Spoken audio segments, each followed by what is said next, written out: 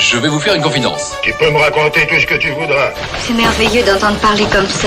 Et, vous avez fait comment pour entrer dans le cinéma? C'est quoi? C'est intime? C'est privé?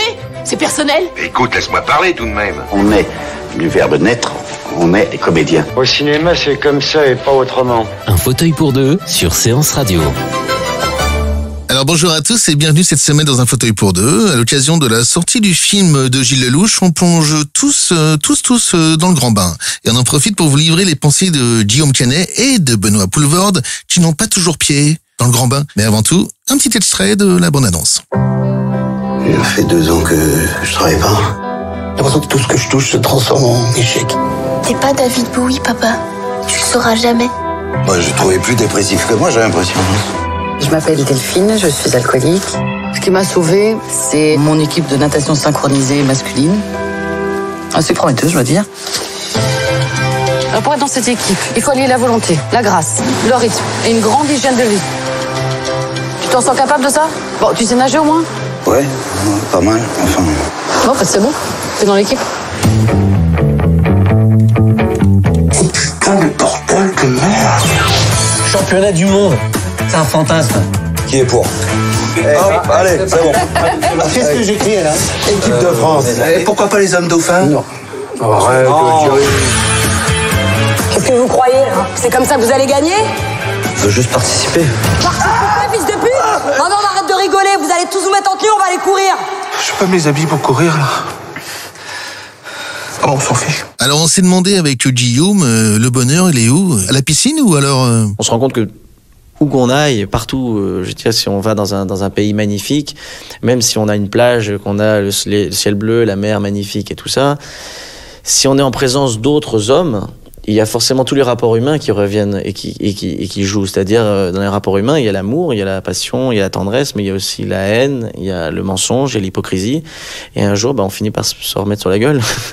Alors, dans les carrières de Guillaume, la natation, c'était pas trop son truc au début, il était plus dans l'équitation. Hein. J'ai été élevé dans un élevage de chevaux, enfin pas complètement, mais après un peu plus tard, j'ai été dans les chevaux, j'ai monté à cheval, j'ai fait championnat de France junior, je faisais que ça, et puis j'ai tout arrêté un jour parce que je me suis rendu compte que je serais pas assez bon pour faire ça, donc ce qui était difficile pour moi parce que mes parents étaient éleveurs, donc prendre la décision de tout arrêter du jour au lendemain et avoir assez d'humilité pour me dire que je suis pas assez bon, c'était très difficile comme décision, et donc je me suis dit que il me restait pas grand chose vu que j'étais pas beaucoup allé à l'école.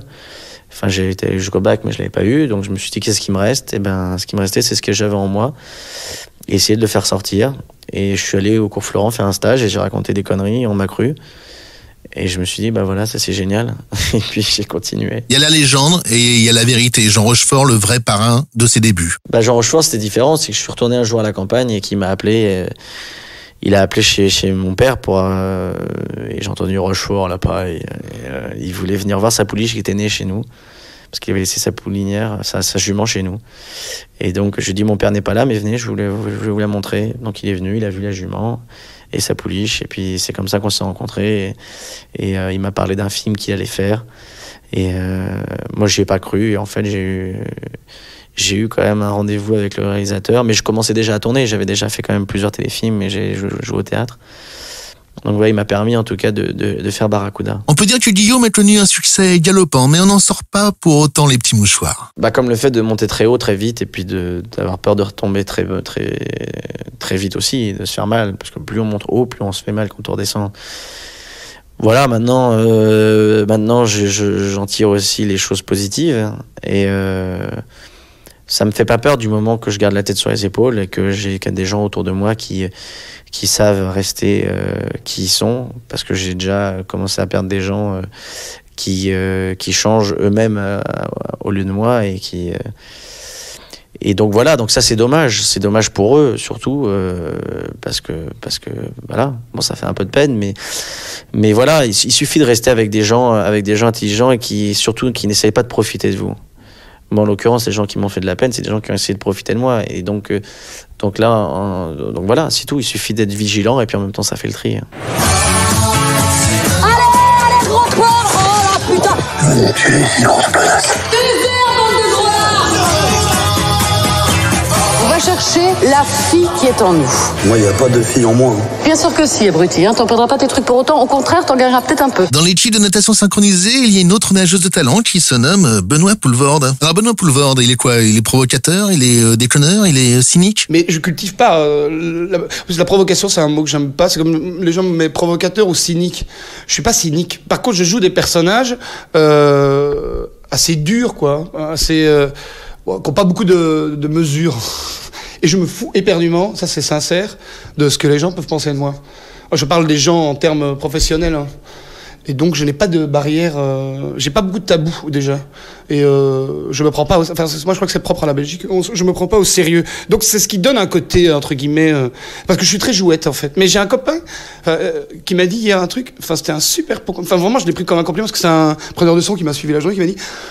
tu as un humour que tu aimes bien partager, en fait. T'es quelqu'un qui est drôle, mais parce que t'aimes bien le partager. Benoît, il nous émeut, hein, quand il redevient sérieux. Moi, je suis plus ému, plus touché, je ris plus, par des choses qui me ressemblent, qui me touchent, qui font partie de ma vie, de mon quotidien, et qui nous permettent aussi de regarder une partie de la société avec un regard. Le réalisateur, c'est ça, il fait le relais pour le spectateur, et il vous dit, si on sait regarder les choses, on peut y voir des choses magnifiques. La chose la plus commune, la plus simple peut devenir magnifique si vous savez la regarder. Et je pense que beaucoup de réalisateurs sont tentés vont dans cette direction des gens simples parce que on s'aperçoit que c'est ça la vie. Moi, je pense que c'est pas bon de rester tout le temps à Paris pour écrire à Paris. Parce que vous finissez par n'écrire que sur les gens qui écrivent à Paris. J'ai toujours, il y a 10 millions de gens à Paris, il y en a 5 millions qui écrivent des scénarios et 5 millions qui les lisent. Alors vous vous demandez où est la vie là-dedans. Alors on finit par écrire des espèces de films bourgeois, avec des gens qui ont des appartements qui mesurent 22... je sais pas, des trucs gigantesques avec des gens qui sont médecins. Alors on me dirait c'est la vie aussi. On peut pas faire que des films là-dessus. Ou alors on fait des histoires qui ne ressemblent en rien à la vie. Et pour un comédien, ce qu'il y a de plus formidable à jouer, c'est des situations qui sont justes, qui sont réelles. Parce que c'est la vie. Alors vous n'avez même pas besoin de faire d'efforts pour jouer parce que vous n'avez qu'à regarder autour de vous. Alors je pense que c'est important et pour le réalisateur et le scénariste qui écrit d'être entouré de gens, je veux dire entre guillemets normaux, qui font pas le même boulot que vous, et de regarder la vie et d'aimer ce que vous regardez. Et si vous l'aimez, vous savez le montrer aux gens et vous savez le jouer, vous savez le donner envie aux gens de le voir. Benoît Poulvorde, on comprend pas, il marche à quoi, hein. C'est incroyable, hein. C'est Speedy Gonzalez. Je crois que c'est dans ma nature, j'ai pas de mérite. J'ai une maman aussi qui est extrêmement dynamique. Et je crois que j'ai une nature très dynamique. Ça, j'ai pas de mérite. Je me lève le matin, il faut que j'épuise, sinon je dors pas.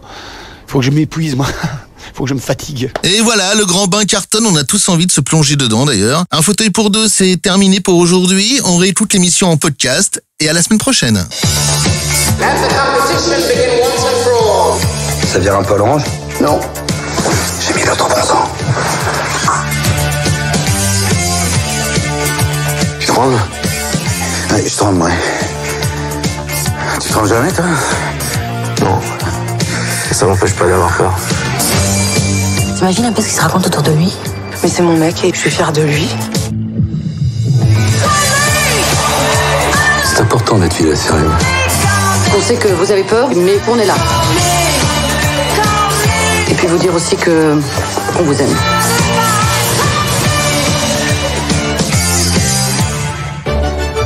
Un fauteuil pour deux sur Séance Radio.